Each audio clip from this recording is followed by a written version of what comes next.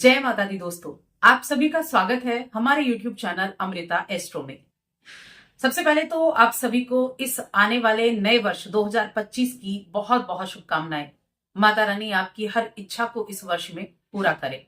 तो इस वीडियो में मैं बात करने वाली हूं इस नए वर्ष के पहले माह यानी जनवरी माह 2025 के सिंह राशि फल के बारे में। इस महीने में जो नए वर्ष की शुरुआत हो रही है, इस महीने में जो ग्रहों का राशि परिवर्तन होगा, उसका प्रभाव इस महीने किस तरह से आपको देखने को मिलेगा, किन किन चीजों में आपको चीजें अच्छी होने वाली हैं, किन चीजों से आपको सावधानी रखनी है, क्या उपाय आप कर सकते हैं और कौन कौन से पर्व इस महीने में कब आने वाले हैं। तो ये सारी जानकारी आपको विस्तार से मिलेगी। आगे बढ़ने से पहले छोटा सा निवेदन है, चैनल पर पहली बार आए हैं तो चैनल को सब्सक्राइब जरूर कर लें। तो देखिए, यहाँ जनवरी माह की जो सिंह राशि के जातक हैं, सिंह लग्न के जातक हैं, उनके लिए कुंडली बनी हुई है और इस राशि फल को सिंह लग्न से देख सकते हैं और सिंह राशि से भी आप देख सकते हैं, दोनों के लिए है। अब इस महीने में अगर मैं ग्रहों की स्थिति की बात करूं सबसे पहले तो देखिए, सूर्य देव का गोचर होगा जो हर महीने होता है, लेकिन इस महीने का बड़ा अहम गोचर होने वाला है। बुध का गोचर होगा, शुक्र भी राशि बदलेंगे और मंगल भी राशि बदलेंगे। सबसे पहले जो बुध देव हैं वो 4 जनवरी को राशि बदलेंगे। 4 जनवरी को बुध देव कहां आ जाएंगे? आपके 5th हाउस में आ जाएंगे, जहां सूर्य पहले से बैठे हुए हैं, तो यहाँ बुधादित्य राजयोग बन जाएगा। उसके बाद 14 जनवरी को सूर्य का राशि परिवर्तन है, जो आपकी राशि के स्वामी भी हैं, वो धनु राशि से निकलेंगे और मकर राशि में प्रवेश कर जाएंगे।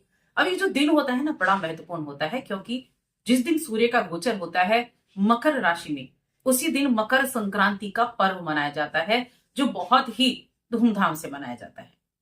उसके बाद 24 जनवरी को बुध एक बार फिर से राशि बदलेंगे और मकर राशि में आ जाएंगे, फिर मकर राशि में बुधादित्य राजयोग बन जाएगा।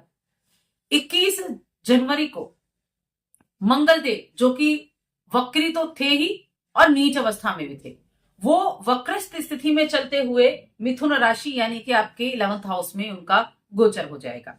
ये हो गया।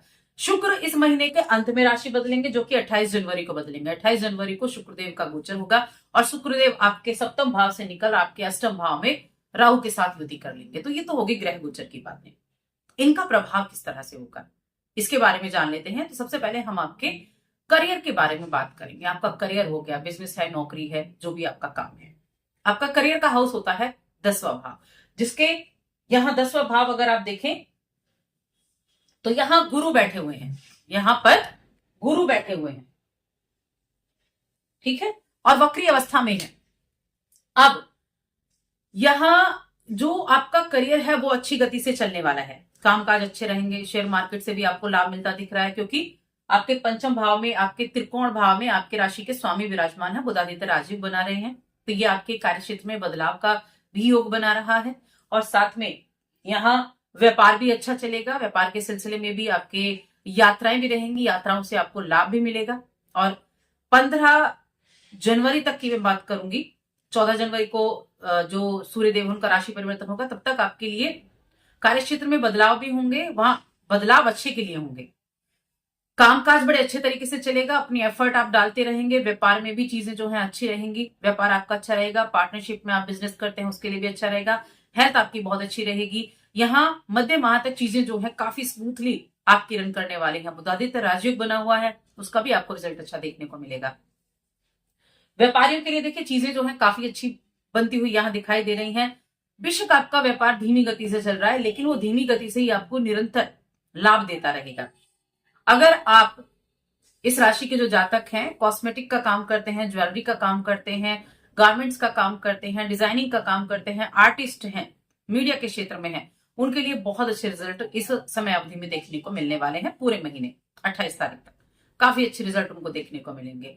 अगर आप अपने कामकाज में बदलाव लाना चाह रहे थे, कोई ट्रांसफर की आप बड़ा एक मन में लेकर बैठे हुए हैं कि ट्रांसफर हो जाए, और उसके जो योग बनते भी हैं और बनते बनते रह भी जाते हैं, तो ट्रांसफर के योग भी बनते हुए आपके लिए दिखाई दे रहे हैं। कब तक? 14 तारीख तक यह चीजें काफी बेहतर होती हुई दिखाई दे रही हैं। उसके बाद क्या होगा? उसके बाद सूर्यदेव का राशि परिवर्तन होगा, सूर्यदेव आपके 6ठे घर में आ जाएंगे, यानी लग्न का स्वामी 6ठे घर में आ गया। 6ठे घर में इनके आने से हेल्थ का थोड़ा सा आपको ध्यान रखना है। हेल्थ इशू थोड़े बहुत हो सकते हैं, ऐसा नहीं मेजर इशू, लेकिन थोड़े बहुत इशू आपको देखने को मिल सकते हैं। मकर राशि इनकी शत्रु राशि भी है और छठा घर भी है, तो हेल्थ इश्यू हो सकते हैं, लेकिन जॉब के लिए अच्छा रहेगा। अगर आप किसी कॉम्पिटेटिव एग्जाम में बैठते हैं तो चीजें ठीक ठाक से काम करने वाली हैं। नौकरी की अप्लाई आपने किया हुआ है तो वहां से आपको कॉल वगैरह आ सकती है, क्योंकि छठे भाव में जब सूर्यदेव जाते हैं, छठा भाव देखिए सेवा का, हम रोग रिपू ऋण के भाव से जानते हैं, लेकिन ये सेवा का भाव भी है, नौकरी का भाव भी है। तो यहाँ नौकरी के भी चांसेस आपके लिए बनते हुए दिखाई देंगे। कब? 14 जनवरी के बाद स्थितियां काफी अच्छी रहेंगी। गुरु पहले से ही करियर के भाव में बैठे हुए हैं और यहाँ इनकी जो स्थिति है ये काफी बेहतर रहेगी। अब इस समय अवधि में थोड़ा खर्चों पर कंट्रोल रखना है। 20 तारीख तक थोड़े खर्चे बढ़ सकते हैं, वाहन आदि थोड़ा सावधानी पूर्वक चलाना है। कुछ बड़ा इन्वेस्टमेंट कर रहे हैं तो उस इन्वेस्टमेंट को करते समय पेपर्स को अच्छी तरह से चेक कर लेना है, इस चीज का ध्यान रखना है, क्योंकि 21 तारीख को मंगलदेव आपके 11th हाउस यानी कि आपका जो इच्छाओं का घर है, लाभ का, इनकम का घर है, वहां आ जाएंगे और इनका यहाँ आना आपके लिए अच्छे रिजल्ट देने वाला होगा। ये समय अवधि ऐसी होगी जब आपके लिए इनकम के चांसेस, नए सोर्सेज आप ढूंढते हुए दिखाई देंगे। यानी इनकम आप पहले से कर रहे हैं तब भी और नहीं कर रहे हैं तब भी इनकम के नए सोर्सेज आप ढूंढेंगे। अपनी इच्छाओं को पूरा करने के लिए आप काम करेंगे। आपका फ्रेंड सर्कल काफी अच्छा होगा। छोटी मोटी यात्राएं भी आपकी होने वाली हैं। बड़े भाई हैं आपका, वो भी सपोर्ट करते दिखेंगे और छोटे भाई बहनों का भी आपको सपोर्ट देखने को मिलेगा। आपके जो फ्रेंड्स हैं उनका भी आपको बराबर साथ मिलता रहेगा, वहां चीजें अच्छी रहेंगी। आपका एटमॉस्फेयर काफी अच्छा रहेगा। आपके पड़ोस वाले हैं, पड़ोसी हैं, उनसे भी आपकी बॉन्डिंग काफी अच्छी रहेगी। तो यहाँ चीजें स्मूथली चलने वाली हैं। उसके बाद हम बात कर लेते हैं आपके निजी जीवन पर। आपका वैवाहिक जीवन हो गया, आपका प्रेम जीवन हो गया। तो देखिए प्रेम जीवन और वैवाहिक जीवन दोनों के लिए अगर मैं बात करूं तो वैवाहिक जीवन के लिए ये समय काफी अच्छा दिखाई दे रहा है। शुक्रदेव आपके सप्तम भाव में बैठे हैं। शुक्र प्रेम के कारक है, शुक्र विवाह के कारक भी हैं। शनि के साथ बैठे हैं, शनि मित्र है, मित्र की राशि में है। तो ये महीना आपके लिए स्मूथली चलने वाला है। बॉन्डिंग अच्छी रहेगी, एक दूसरे की रिस्पेक्ट करने वाले होंगे, एक दूसरे की बातों को समझने वाले होंगे। तो वैवाहिक जीवन में कोई ऐसी चिंता की बात नहीं है। हाँ, जब तक 14 तारीख तक यहाँ पर सूर्यदेव बैठे हुए हैं तब थोड़ा सा ध्यान रखना है। हालांकि आपके लगन के स्वामी हैं, लेकिन फिर भी कहीं ना कहीं ईगो आ जाती है प्रेम जीवन में। तो क्योंकि जो सूर्य है ना वो प्रेम के कारक नहीं है, तो यहाँ थोड़ा सा ईगो आ सकती है। उसके बाद बड़ा अच्छे तरीके से यहाँ आपका जो प्रेम है वो आपका चलने वाला है। इसके स्वामी गुरु होते हैं जो कि 10th हाउस में बैठे हैं। जीवन साथी के द्वारा आपके लिए इनकम ज्यादा जनरेट करने के चांसेस भी बनते हुए दिखाई दे रहे हैं। तो प्रेम जीवन, वैवाहिक जीवन हो गया। अब आपकी शिक्षा की बात कर लेते हैं। जो स्टूडेंट है या आपकी संतान पढ़ रही है, तो देखिए एक तो संतान के लिए ये काफी अच्छा है। आपके संतान इस समय में अपने काम के प्रति पूरी तरह से समर्पित रहेगी। ये कहते हैं ना एकाग्रता बढ़ जाना, फोकस रहना, वो चीजें आपके लिए रहेंगी। इच्छाओं को पूरा करने के लिए मेहनत करना, वो उनके लिए अच्छी रहेंगी। और स्टूडेंट्स की बात करें तो स्टूडेंट्स के लिए यहाँ छोटे बच्चे हैं, उनको 20 तारीख के बाद चीजें अच्छी से देखने को मिलेंगी उनके एजुकेशन में। उसके बाद बदलाव देखने को मिलेगा, तब वो मेहनत भी कर पाएंगे। कब? 20 जनवरी के बाद मेहनत पूरी तरह से कर पाएंगे छोटे बच्चे। 12th तक की बात कर रही हूं मैं। उसके बाद हायर एजुकेशन की बात करें तो उनके लिए समय काफी अच्छा दिखाई दे रहा है। वो मेहनत भी करेंगे, एफर्ट भी डालेंगे। कुछ ऐसे लोगों से मुलाकात, कुछ ऐसे टीचर से मुलाकात होगी जो आपके लिए हेल्प करने वाले होंगे। तो यहाँ उनके लिए काफी अच्छा समय बनता हुआ दिखाई दे रहा है, क्योंकि मंगल का गोचर आपके हायर एजुकेशन और जो छोटे बच्चों की एजुकेशन है उन दोनों के लिए मेंटेन करने वाला होगा। जब तक 12वें भाव में है तब तक थोड़ा सा ध्यान रखना है। उसके बाद दोनों के लिए काफी अच्छा रिजल्ट यहाँ देखने को मिलने वाला है। अगर आपकी कहीं यात्रा करने की इच्छा थी, आप कहीं ट्रेवल करना जा रहे थे और आपका जो बात बन ही नहीं पा रही थी, यानी कि आपने प्लान किया अपना प्रोग्राम लेकिन वो किसी ना किसी वजह से कैंसिल हो गया, तो 20 तारीख के बाद आपकी वो इच्छाएं पूरी होंगी। आप यात्रा करना चाहते हैं, आप घूमना चाहते हैं, हिल स्टेशन जाना चाहते हैं, धार्मिक यात्रा करना चाहते हैं, तो वो आपकी इच्छाएं पूरी हो जाएंगी। अब आपकी हेल्थ की बात कर लेते हैं। तो देखिए हेल्थ जो है वो मध्यम माह तक आपकी अच्छी रहने वाली है। हेल्थ इश्यू ऐसा कोई बड़ा दिखाई नहीं देगा। उसके बाद छोटी मोटी दिक्कतें देखने को मिल सकती हैं, तो तब आपको सावधानी रखनी है। कोई भी अगर हेल्थ इश्यू होता है तो उसको अवॉइड ना करें, बस इस चीज का आपको ध्यान रखना होगा। इसके बाद हम बात कर लेते हैं यहाँ आपके कुटुंब के बारे में। तो देखिए कुटुंब जो परिवार होता है उसकी बात करते हैं।